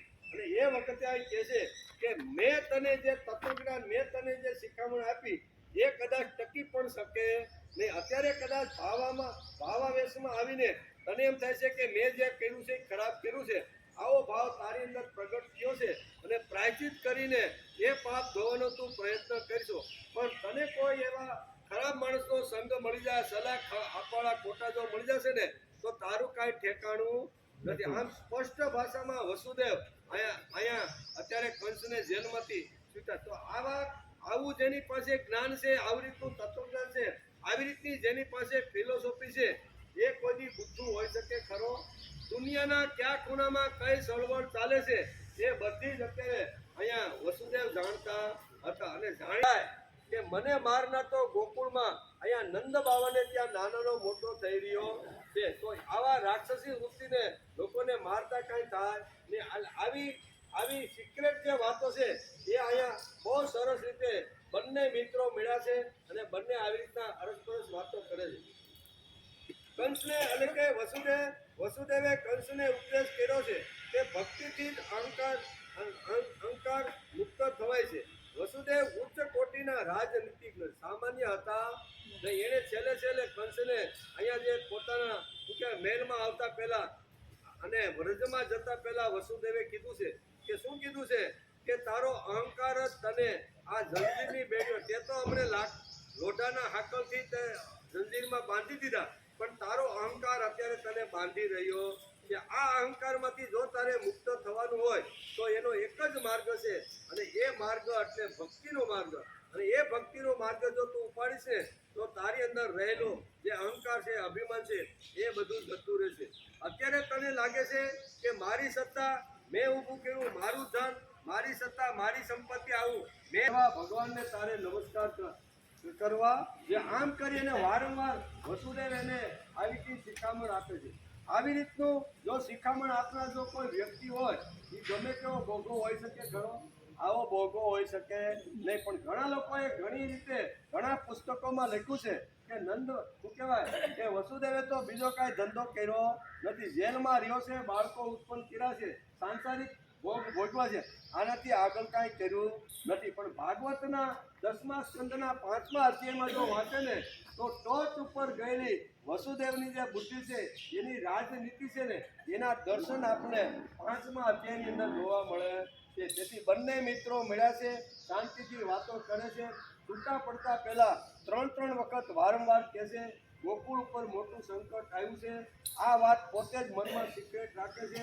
નંદ બાવાને આની કોઈ પ્રકારની ચોખવટ કરતા નથી. એમ શ્રી સુખદેવજી કહે છે કે હે રાજા પરીક્ષિત, જ્યારે વસુદેવજીએ આ પ્રમાણે કહ્યું ત્યારે નંદજી વગેરે ગોપો તેમની અનુમતિ લઈ અને બળદગાડાઓમાં બેસીને ગોકુળ તરફ રવાના થયા અને વસુદેવ વ્રજ તરફ જવા લાગ્યા. આ બંને મિત્રો અત્યારે છૂટા પડે છે, બરોબર ને? આટલી બંને વચ્ચે ગોકુળમાંથી નીકળી અને નંદ બાવા મથુરામાં કર આપવા માટે ગયા ત્યારે બંને મિત્રો વચ્ચે આટલી વાતો થાય છે.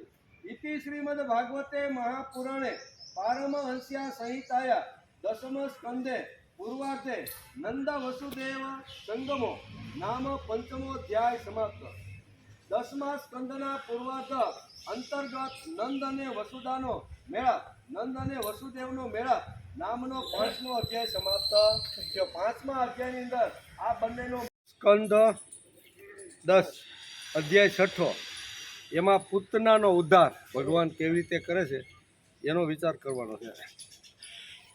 શ્રી સુખદેવજી ઉવાચ નંદપતિ વચસોરે મૃષેતિ વિચિનંતયન હરિમ જગામ શરણમ મૂત્વા તામ ગસંગીતમ કે કંસેન પ્રહિતા ઘોરા પૂતના બાલધાવિતિ શિશુ ચોર્ચાચરનિબ્ધ અંતિ પૂરગ્રામજાદિષુ.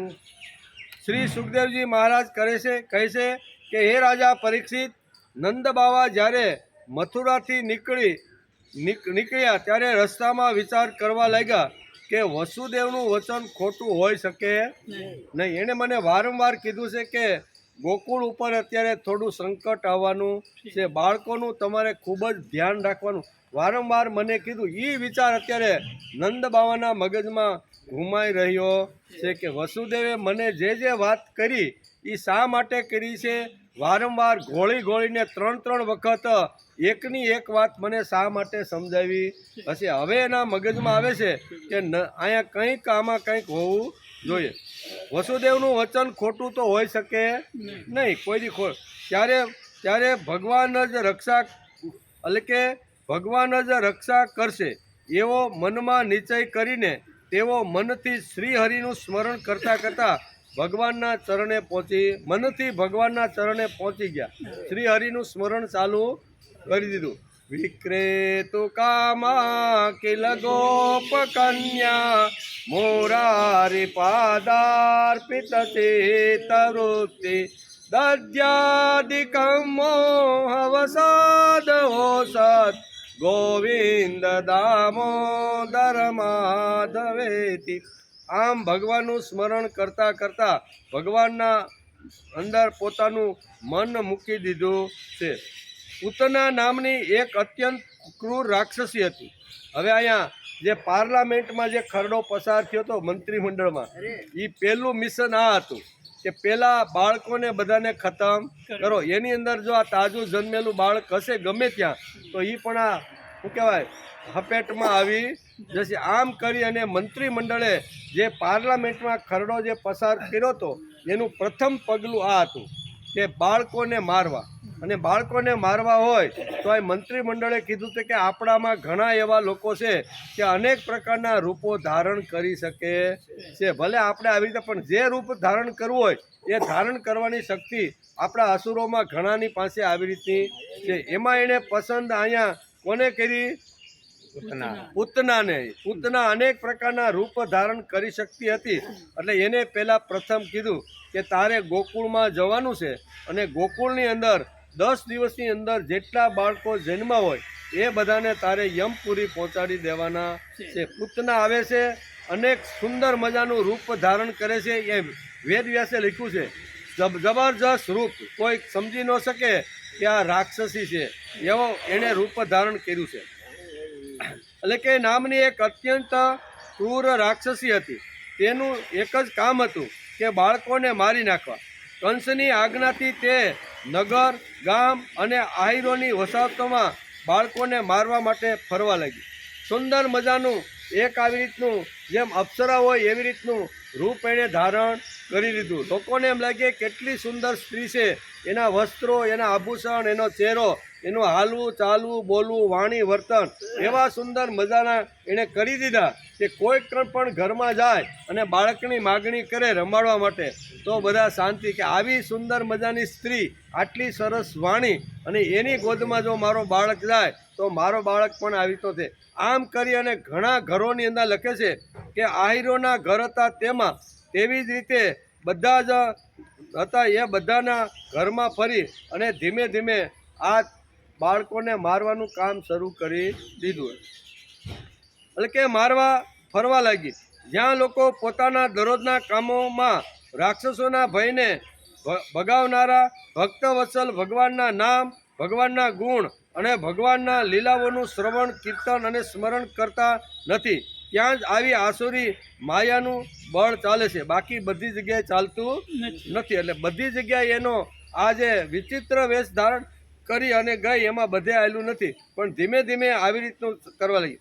આકાશ માર્ગે વિચરનારી અને પોતાની ઈચ્છાનુસાર રૂપ ધારણ કરનારી તે પૂતનાએ નંદ બાવાના ગોકુળ પાસે આવીને માયાથી સુંદર સ્ત્રીનું રૂપ ધારણ કરી લીધું. માયાવી હતી એટલે બહુ સરસ મજાનું સ્ત્રીનું રૂપ ધારણ કરાવી લીધું અને ગોકુળની અંદર એણે પ્રવેશ કર્યો. તેની વેણીમાં મોગરાના પુષ્પ ગૂંથેલા હતા, સુંદર વસ્ત્રો પહેર્યા હતા. જ્યારે તેના કુંડળો હાલતા હતા ત્યારે તેના ચળકળાટથી મુખ તરફ ઝૂલતી કેશની લટો બહુ શોભાયમાન લાગતી હતી. તેના નિત્યમ અને વયોધર ઉપસેલા હતા અને કમર પાતળી હતી. આ પ્રમાણે બની ઠનીને મનમોહક રૂપ ધારણ કરી અને ગોકુળની અંદર આ પૂતના ફરવા આટલું સુંદર મજાનું રૂપ એણે ધારણ કર્યું હતું. તે પોતાના સ્મિત હાસ્ય અને કટાક્ષપૂર્ણ અવલોકનથી વ્રજવાસીઓના મનને હરી લેતી હતી. તે રૂપવતી રમણીને ગોપીઓએ જોઈ ત્યારે ગોપીઓને લાગ્યું કે હાથમાં કમળનું ફૂલ લઈને જાણે પોતાના પતિના દર્શન કરવા સાક્ષાત લક્ષ્મીજી આવ્યા હોય એવું આ બધી ગોપીઓને લાગ્યું કે આ તો લક્ષ્મીજીનો અવતાર ગોકુળની ગલીએ ગલીએ ફરી રહ્યો છે. આ બીજું એક લક્ષ્મીનું રૂપ ધારણ કરી એટલું સુંદર મજાનું રૂપ એણે ધારણ કરી લીધું હતું. પૂતના બાળકો માટે ગ્રહ જેવી હતી. એમ કેવી?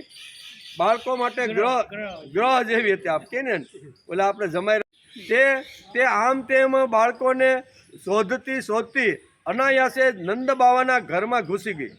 ત્યાં તેણે જોયું કે બાળક શ્રી કૃષ્ણ સૈયા ઉપર સૂતેલા છે. હે રાજા પરીક્ષિત, ભગવાન શ્રી કૃષ્ણ દુષ્ટોના કાળ છે, પરંતુ જેમ અગ્નિ ભસ્મથી ઢંકાયેલો હોય તેમ ભગવાને પોતાના પ્રચંડ તેજ છુપાવી રાખ્યું છે. બાળક હોવા છતાં આટલું મોટું પ્રચંડ રૂપ એણે છુપાવી રાખ્યું છે. ભગવાન શ્રી કૃષ્ણ ચર અચર બધા પ્રાણીઓના આત્મા છે, તેથી તેમણે તે જ ક્ષણે જાણી લીધું કે આ બાળકોને મારી નાખનારી પૂતના ગ્રહ, અને તેમણે પોતાના નેત્રો બંધ કરી દીધા. આ આવી એટલે એણે નંદબાવાના ઘરની આંગણામાં પ્રવેશ કર્યો એટલે ભગવાને જોયું કે આ છોકરાઓને મારવા માટે અહીંયા કંસે જ આને મોકલેલી છે. તેથી જેવી પૂતનાને ભગવાન શ્રી કૃષ્ણે પારણામાં જોયા કે પૂતના અત્યારે ઘરની અંદર પ્રવેશ કરી રહી છે, ત્યારે ભગવાન શ્રી કૃષ્ણએ એણે નેત્રો બંધ કરી દીધા. નેત્રો બંધ કર્યા છે એના 18 કારણો આપ્યા. શા માટે એણે નેત્રો બંધ કર્યા છે?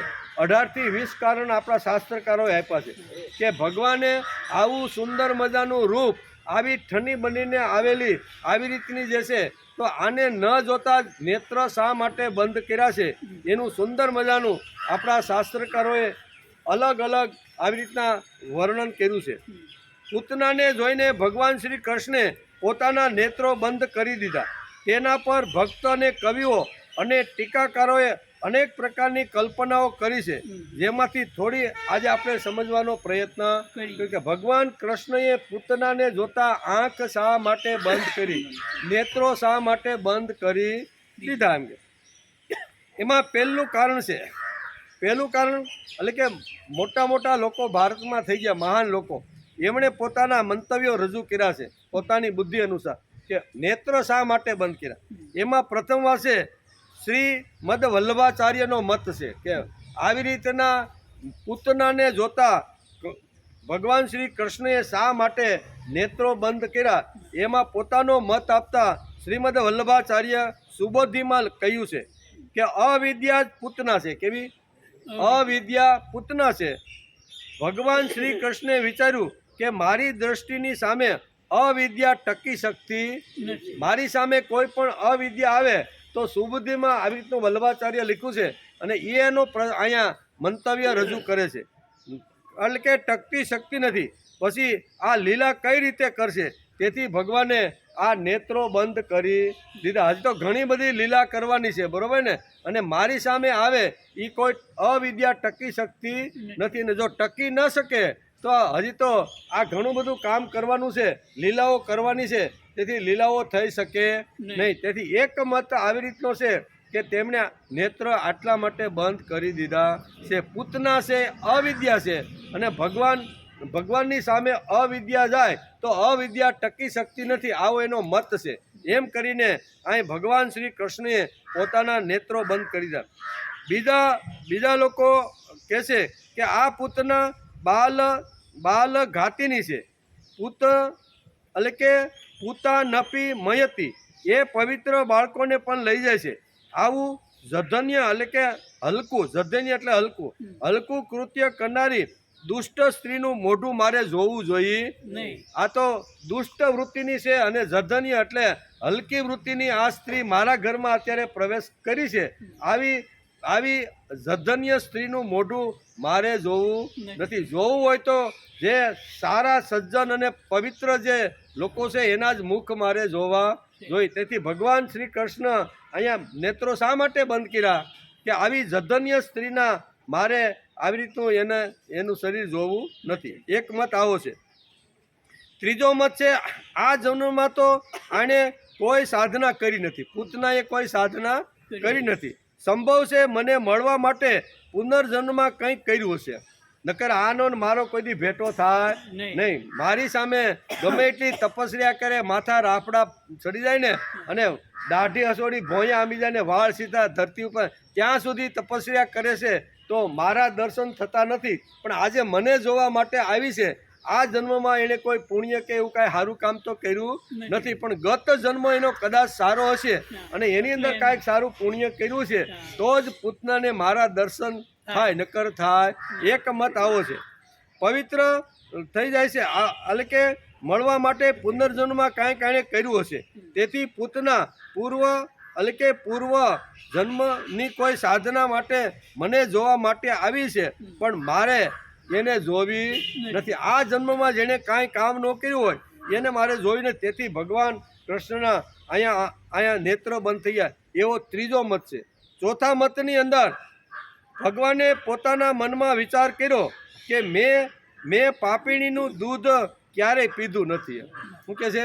આ મને સ્તનપાન કરવા માટે તો આવી છે, પણ પાપીણીનું દૂધ મેં ક્યારેય પીધું નથી. હવે જેમ લોકો આંખો બંધ કરીને કડવી દવા પી જાય છે, તે જ પ્રમાણે આનું દૂધ પણ હું પી જાઉં. તેથી તેણે નેત્ર બંધ કરી દીધા. એક મત આવો છે. પાંચમો મત એવો છે કે ભગવાનના ઉદરમાં નિવાસ કરતા અસંખ્ય કોટી બ્રહ્માંડોના જીવો એવું જાણીને ગભરાઈ ગયા કે શ્યામ સુંદર પૂતનાના સ્તન પર લગાડેલું હળાહળ વિષ પીવા જઈ રહ્યા છે.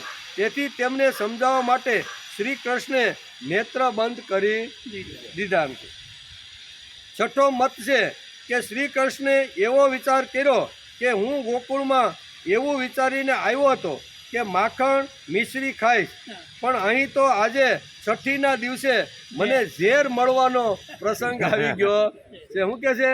મેં તો એવી રીતનો વિચાર, ગોકુળમાં જાય, અત્યારે નંદ બાવાને ત્યાં હજારો ગાયો છે, એનું માખણ મિશ્રી ખાય અને હું નાનાનો મોટો થઈશ, પણ આ છઠ્ઠીના જ દિવસે મને માખણની જગ્યાએ ઝેર પાવા માટે આ લોકો તૈયાર થઈ ગયા છે. ઝેર આવી ગયો છે. તેથી આંખો બંધ કરીને જાણે ભગવાન શંકરજીનું ધ્યાન કર્યું છે, એમ એક મત છે. ભગવાન શંકરજીનું ધ્યાન એટલા માટે કર્યું છે, ભગવાનને બે હાથ જોડી અને આંખ બંધ કરીને કહે છે કે ભગવાન અત્યારે હું અગવડમાં આવી ગયો છું. આ પૂતના પોતાના સ્તન ઉપર ઝેર લગાડીને આવેલી છે, હું ઝેર પી શકતો નથી, અથવા પી તો મારું મૃત્યુ નક્કી છે, અને તમે તો વિષધર છો. કેવા? વિષને ધારણ કરનાર અને કંઠમાં રાખનાર છો. તેથી નેત્ર બંધ કરી અને ભગવાન શિવજીનું સ્મરણ અહીંયા ભગવાન કૃષ્ણએ શરૂ કરી દીધું કે ભગવાન તમે આવો, તમે આનું ઝેર પીવો, અને ઝેર પીવાઈ ગયા પછી હું એના સ્તનમાંથી દૂધ પીવાનો છું. આપણે બેયનું કામ પતી જાય. એમ ભગવાનનું સ્મરણ કરતા, અહીંયા શિવજીનું સ્મરણ કરતા એક અહીંયા બહુ સરસનો તર્ક અત્યારે અહીં લગાડ્યો છે.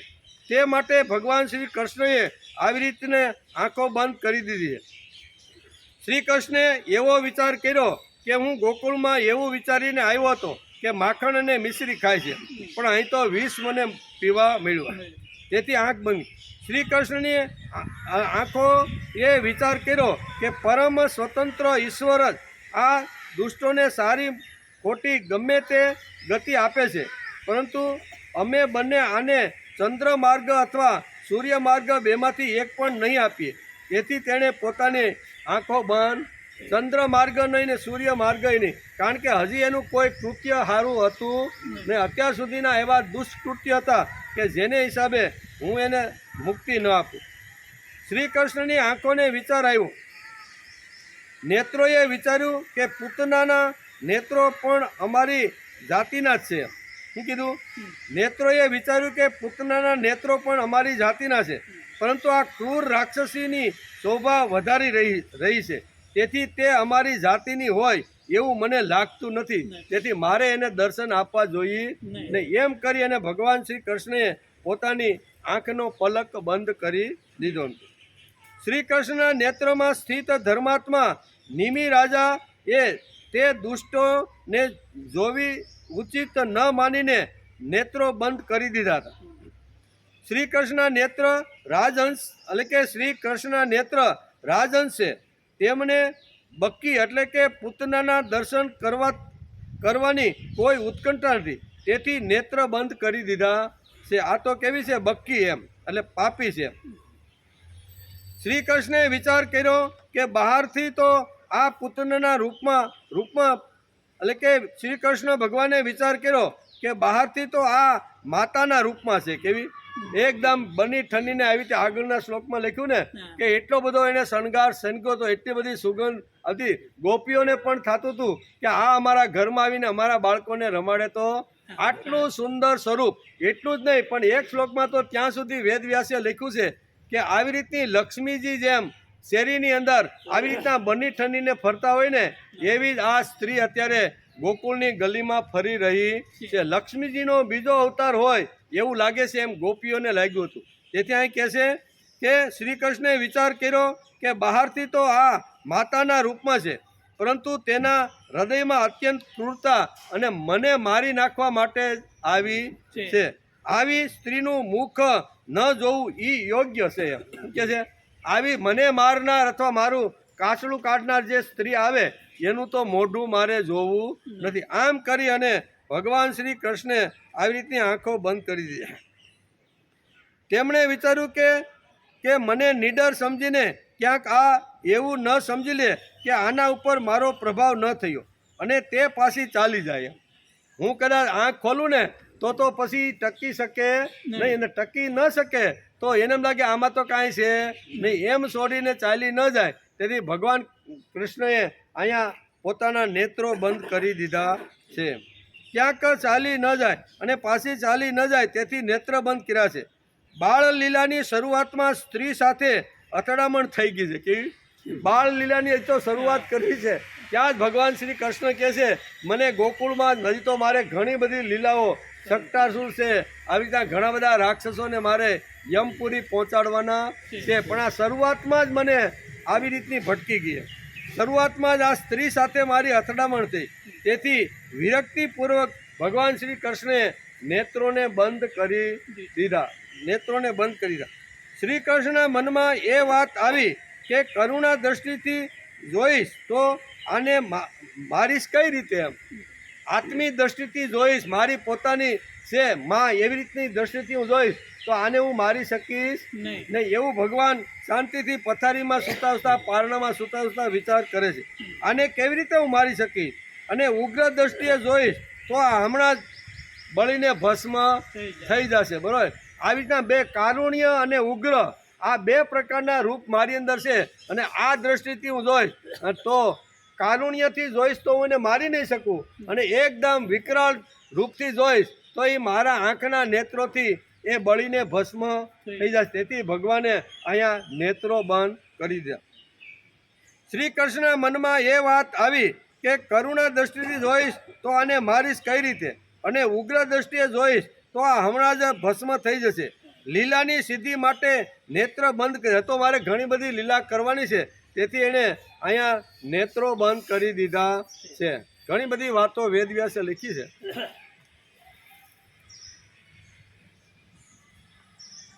આ ધાવ એટલે માતા, આ માતાનું રૂપ લઈને આવી છે તેથી મારવી ઉચિત નથી. એમ માતાનું રૂપ લઈને આવી છે તેથી મારવી ઉચિત નથી, પરંતુ આ બીજા ગોપ બાળકોને મારશે તેનો આ વેશ જોયા વિના જ મારી નાખવી જોઈએ. આંખ બંધ એટલા માટે કરી કે આ ભલે માતાના રૂપમાં આવી સુંદર મજાનો શણગાર છે, બરાબર, ભગવાને આંખ એટલા માટે બંધ કરી કે આને જોયા વગર જ મારે મારી નાખવી જોઈએ. એમ કે મારી નાખવી જોઈએ. તેથી ભગવાન શ્રી કૃષ્ણે પારણાની અંદર અહીંયા પૂતનાને જોતા નેત્રો બંધ કરી દીધા. મોટામાં મોટું અનિષ્ટ યોગ અને નિવૃત્તિ થઈ જાય છે, તેથી તેમણે નેત્ર બંધ કરી યોગ દ્રષ્ટિ સંપાદન કરી લીધી. પૂતના એવો નિશ્ચય કરીને આવી હતી કે હું વ્રજમાં બધા બાળકોને મારી નાખીશ, કારણ કે મંત્રીમંડળમાં એવો ખરડો પસાર મારવાના છે અને મને જ આ એક અંશે છૂટી છે કે ભાઈ તારા સિવાય આ કામ કોઈ કરી શકે નહીં. તેથી હું આવી રીતના વ્રજ અને ગોકુળ, વૃંદાવન, મથુરામાં આ માટે હું આવીશું. બધા બાળકોને મારી નાખીશ, પરંતુ ભક્ત રક્ષ પરાયણ ભગવાનની કૃપાથી વ્રજનું એક પણ બાળક તેને દેખાયું જ નહીં. મારવા માટે આવી હતી પણ એક પણ દેખાયું નહીં. અને બાળકોને શોધતી તે ભગવાનની લીલા શક્તિથી પ્રેરાઈને સીધી નંદ બાવાના ઘરે આવી ગઈ. ત્યારે ભગવાને વિચાર્યું કે મારા ભક્તનું અહિત કરવાની વાત તો દૂર રહી, જે મારા ભક્તનું અહિત થાય એવું વિચારે છે તે દુષ્ટનું મોઢું જોવા પણ માગતો નથી. બહુ સરસ અહીં વાત કરે છે કે આવા લોકો મારા ભક્તનું જે દુષ્ટ કરવા માટે જે વિચાર કરે છે આવા લોકોનું મોઢું પણ હું જોવા માગતો નથી. વ્રજના બાળકો બધા શ્રી કૃષ્ણના સખા છે, પરમ ભક્ત છે, પૂતના તેને મારવાનો સંકલ્પ કરીને આવી છે, તેથી તેમણે નેત્રો બંધ કરી દીધા કે આવાનું મોઢું જોવા પણ હું માગતો નથી. પૂતના તેના વિકરાળ રૂપને છુપાવીને રાક્ષસી માયા દ્વારા સુંદર સ્ત્રી બનીને આવી છે. આમ ભગવાન પારણામાં બેઠા બેઠા વિચાર કરી રહ્યા છે કે આણે તો એક રાક્ષસીના રૂપની જગ્યાએ એક સુંદર મજાનું રૂપ ધારણ કર્યું છે, એટલે કે આવી હતી. પરંતુ ભગવાન તેની હિંસા માટે ઉપયુક્ત દંડ ન આપીને તેનો માત્ર પ્રાણવધ કરીને તેનું કલ્યાણ કરવા ઈચ્છે છે. ભગવાન સમસ્ત સદગુણોના ભંડાર છે, તેમનામાં ઉદ્ધતા વગેરે દોષો લેશ માત્ર પણ નથી. તેથી પૂતનાના કલ્યાણ માટે પણ તેઓ પ્રાણ વધ કરવામાં તેમને સંકોચ થતો હતો. તેથી તેમણે આંખો બંધ કરી દીધી કે મારવી કેવી રીતે, સંકોચ થતો હતો. ભગવાન એટલે કે ભગવાન જગત પિતા છે. અસુરો રાક્ષસો પણ તેમના સંતાન છે, પરંતુ તેઓ સર્વથા ઉદ્ધત અને ઉદંડ થઈ ગયા છે. તેથી તેમને દંડ આપવો પણ જરૂરી છે. સ્નેહ વિના માતા પિતા પણ ઉદંડ પુત્રને દંડ આપે છે, ત્યારે તેમના મનમાં દુઃખ થાય છે, પરંતુ તેઓ તેને ભય બતાડવા માટે તેને બહાર પ્રગટ કરતા નથી. તે જ પ્રમાણે ભગવાન પણ જ્યારે અસુરોને મારે છે, ત્યારે પિતા હોવાથી તેમને પણ દુઃખ કે ભય છે, પરંતુ બીજા અસુરોને ભય બતાવવા માટે તે પ્રગટ કરતા નથી. ભગવાન હવે પૂતનાને મારવાના છે, પરંતુ તેની મરણ ચિંચને પોતાની આંખોથી જોવા ઈચ્છતા નથી, તેથી આંખો બંધ કરી દીધી. આ છેલ્લી વાત કરતા કહે છે કે એ હું હવે આને મારવાનું મારી ફૂલ તૈયારી થઈ ગઈ છે, પણ જો એ મરતી વખતે જો સીંચો પાડે તો એ મારે કરાવવું નથી. તેથી ભગવાને આંખો બંધ કરી દીધી. નાના બાળકનો સ્વભાવ હોય છે, તે પોતાની માની સામે બહુ તોફાન કરે છે, પરંતુ અજાણી વ્યક્તિને જોઈને એ ડરી જાય છે અને આંખો બંધ કરી લે છે. ભગવાને અપરિચિત પૂતનાને જોઈને નેત્રો બંધ, હું તો આને ઓળખતો, આ તો અપરિચિત, ગોકુળની કોઈ પણ સ્ત્રી આ નથી, આ તો કોઈ અપરિચિત સ્ત્રી છે. તેથી ભગવાને નેત્રો બંધ કરી દીધા. આ તેની બાળલીલાનું માધુર્ય છે. શું છે?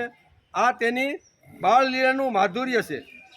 ભગવાન ક્રોધ સાથે પૂતનાના પ્રાણો સહિત સ્તનપાન કરવા લાગ્યા. આનો એવો અર્થ જણાય છે કે ક્રોધના અધિષ્ઠાતા દેવતા રુદ્રે પોતાનું પાન કર્યું અને શ્રી કૃષ્ણ ભગવાને દૂધનું પાન કર્યું. આગળ આપણે જોયું હતું ને કે નેત્રો શા માટે બંધ કર્યા, તો કે ભગવાન શિવજીની આરાધના કરે છે કે ભગવાન શિવજી હું અત્યારે અગવડમાં છું, આ એક પોતાના સ્તન ઉપર ઝેર ધારણ કરીને મને મારવા માટે આવી છે અને હું ઝેર પી શકતો નથી. ઝેર પીવું તો મારું મૃત્યુ નક્કી છે, કારણ કે એ તો કોઈ ઝેર હોય ને એ એસિડિક તો એ તો ગમે તેને મારી નાખે. તેથી ભગવાન શિવજીની સાધના કરે છે કે ભગવાન તમે આવો અને આવ્યા પછી તમે ઝેર પીવો પહેલાં પ્રથમ, અને પછી હું એનું દૂધ પીને એના પ્રાણ હરી લઉં એમ કે. એટલે કે તેથી જ તેમણે ક્ષણ જાણીને લીધું કે આ બાળકોને મારી નાખનારી પૂતના ગ્રહ, અને તેમણે પોતાના નેત્રો બંધ કરી દીધા. જેમ કોઈ માણસ ભ્રમવશ ભૂલથી સૂતેલા સાપને દોરડું સમજીને ઉઠાવી લે, તે જ રીતે પોતાના કાળરૂપ ભગવાન શ્રી કૃષ્ણે પોતાને એટલે કે પૂતના એ પોતાના ખોળામાં ઉઠાવી લીધા. ભગવાન કૃષ્ણ શું કહેવાય, હા, ઝૂલામાં હૂતા હતા, એમાંથી અહીંયા પૂતનાએ પોતાના ખોળાની અંદર અહીંયા બાલકૃષ્ણને લઈ લીધા.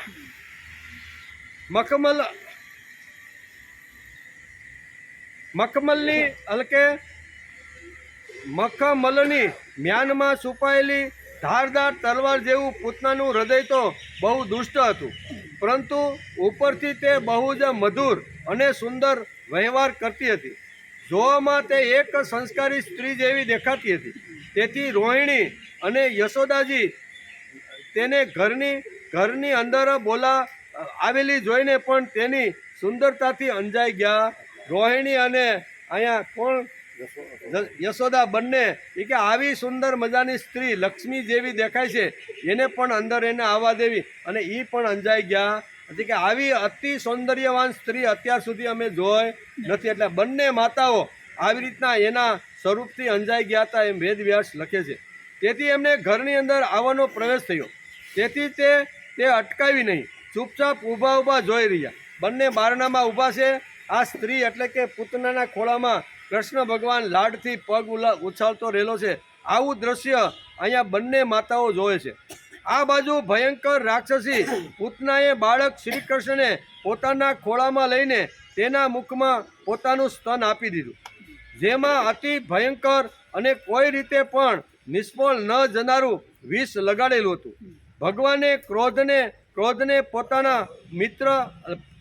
પોતાનો મિત્ર બનાવ્યો અને બંને હાથથી પૂતનાના સ્તનોને જોરથી દબાવીને તેના પ્રાણોની સાથે તેનું દૂધ પીવા લાગ્યા. ભગવાન શિવજીએ એનું વિષ પીધું અને અહીંયા પૂતનાનું જે દૂધ હતું એ ભગવાન શ્રી કૃષ્ણ પીવા લાગ્યા.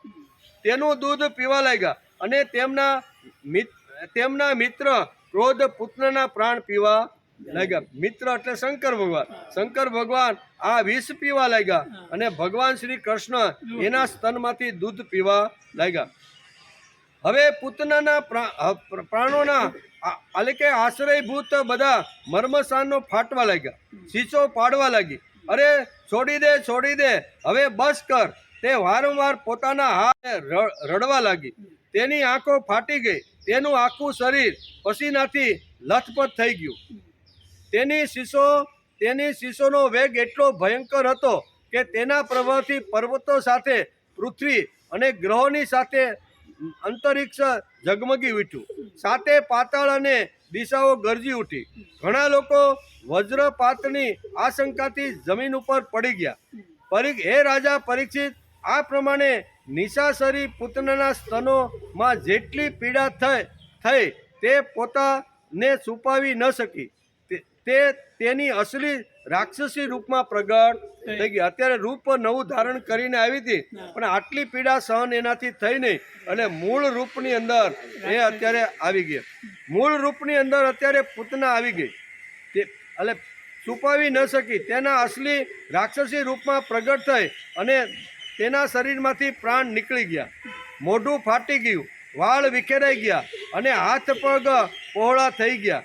જેમ ઇન્દ્રના વ્રજથી ઘાયલ થઈ વૃતાસુર પડ્યો હતો તે પ્રમાણે ગોકુળની બહાર આવીને એ જંગલોની અંદર એ પડી ગઈ. હે રાજેન્દ્ર, આમ સુખદેવજી મહારાજ કહે છે કે હે રાજેન્દ્ર, પૂતનાના વિકરાળ શરીરે પડતા પણ 6 કોષની અંદરના વૃક્ષોને કચડ ઘાણ વાળી આટલું મોટું વિકરાળ રૂપ એને ધારણ કરી લીધું. અને એને જ્યારે ભગવાન શ્રી કૃષ્ણે સ્તનપાન કરીને યમપુરી પહોંચાડી અને એણે એવી રીતે ઉડાડી કે જંગલની અંદર પડી. પણ કેટલા જોજન? એટલે કે 6 કોષની અંદર વૃક્ષોની કચડ ઘાણ વાળી નાખી. આ અત્યંત અદ્ભુત ઘટના છે. અહીંથી ભગવાને ક્રાંતિના શ્રી ગણેશાય કરી દીધા. ક્રાંતિ કરવાની છે, ધર્મ રાજ્યની સ્થાપના કરવાની છે.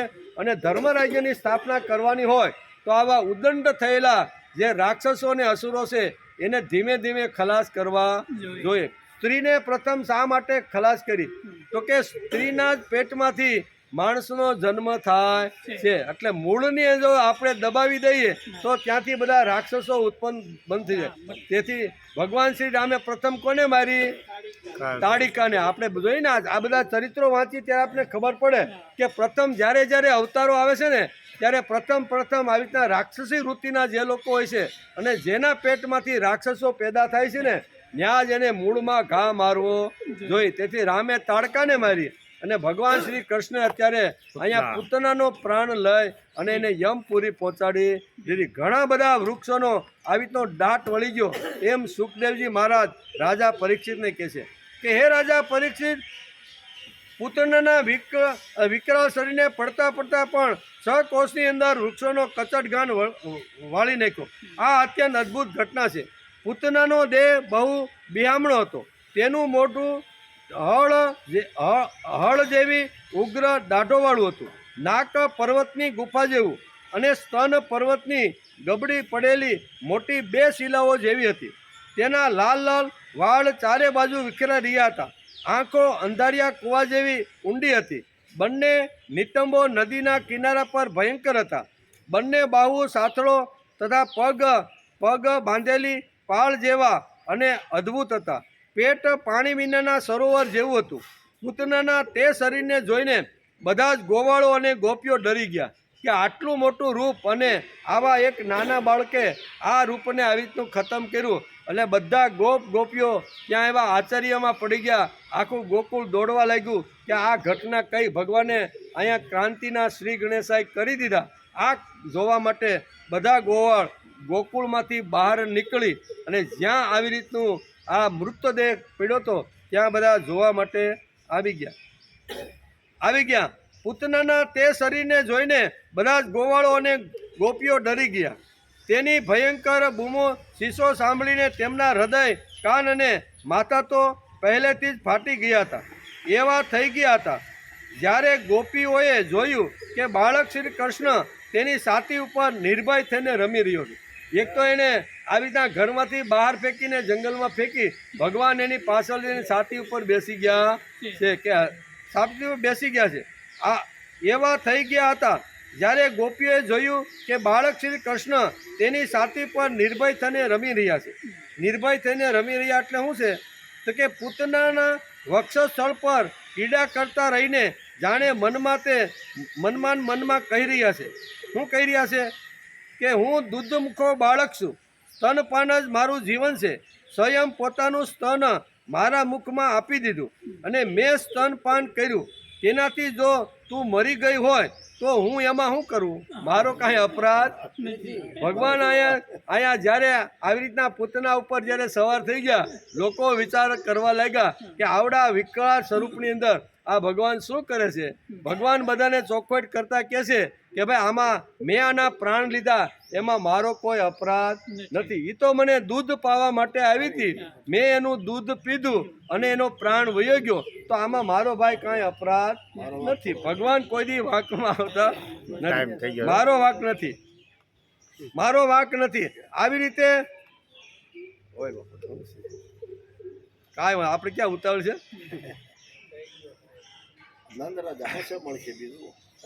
એટલે કે એવા થઈ ગયા હતા. જ્યારે ગોપીએ જોયું કે બાળક શ્રી કૃષ્ણ તેની છાતી ઉપર નિર્ભય થઈને રમી રહ્યા છે, ત્યારે તે બહુ જ ગભરાઈને ઉતાવળે ત્યાં પહોંચી ગયા અને શ્રી કૃષ્ણને પૂતનાના પેટ ઉપરથી ઉઠાવી લીધા. નંદ બાવાને આ ઘટના ઘટી ખબર હતી નહીં, કારણ કે ક્યાં ગયા હતા?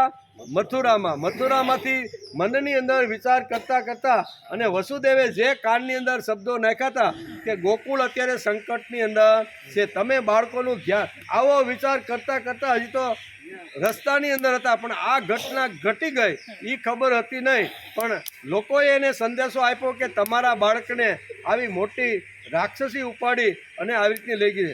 અને એ વખતે ભગવાનને લેવા માટે નંદ બાવા ગયા છે. ઘણી બધી વાતો થોડીક રહી ગઈ છે, બરોબર ને? પણ આપણે ક્યાં ઉતાવળ? આવતીકાલે આવશે. આગળની વાત આપણે આવતીકાલે.